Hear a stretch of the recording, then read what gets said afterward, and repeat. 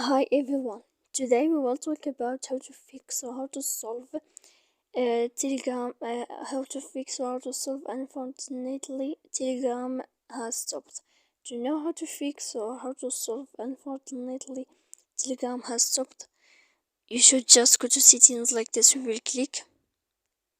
After that, in this page, you will go to apps, default apps, app settings. When you will see this list here, you will go down to find the application of Telegram and you will enter. Then in this page here, you will go to click for stop. Then you will go to click here and enter storage.